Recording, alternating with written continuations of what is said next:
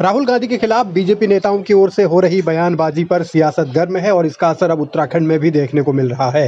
राहुल गांधी पर जिस तरीके से टिप्पणियां की गई और जिस तरीके से अलग अलग नेताओं ने बयान दिए, उस पर मल्लिकार्जुन खड़गे ने एक चिट्ठी प्रधानमंत्री को लिखी थी, जिसका जवाब जेपी नड्डा ने दिया है और आरोप ये लगाया है कि कांग्रेस अपने फेल प्रोडक्ट को बार बार लॉन्च कर रही है, जो सही नहीं है। इसी पर अब कांग्रेस की ओर से पलटवार किया गया है। भारतीय जनता पार्टी आरएसएस के से जुड़े हुए संगठन के लोग तो इस समय राहुल गांधी के द्वारा कहे गए कथनों का हवाला देते हुए एक माहौल बना रहे हैं, वो बहुत ही खतरनाक प्रतीत होता है। आज हम सब उस चिट्ठी को पढ़कर स्तब्ध हैं जो जेपी नड्डा ने आदरणीय मल्लिकार्जुन खड़गे जी को भेजी है। देश के विपक्ष के नेता को, जो सदन में विपक्ष के नेता के रूप में प्रतिष्ठित हैं, राहुल गांधी जी, उनके ऊपर हुई टिप्पणी पर आश्चर्यजनक ढंग से देश के गृह मंत्री, देश के प्रधानमंत्री चुप्पी साध के बैठे हैं। क्या ये उनकी जिम्मेदारी नहीं है कि देश के एक ऐसे पद पर बैठे व्यक्ति को वो सुरक्षा प्रदान करें?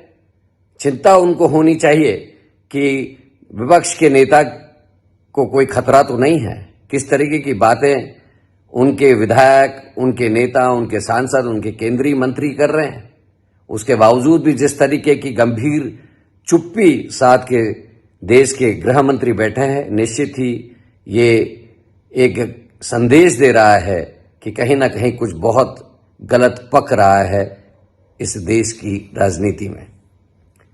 हमको ये याद रखना चाहिए कि ये वो परिवार है जिसकी आदरणीय इंदिरा गांधी जी की हत्या आतंकवादियों के हाथों हुई और इसी परिवार के आदरणीय राजीव गांधी जी की हत्या भी आतंकवादियों के हाथों से हुई है।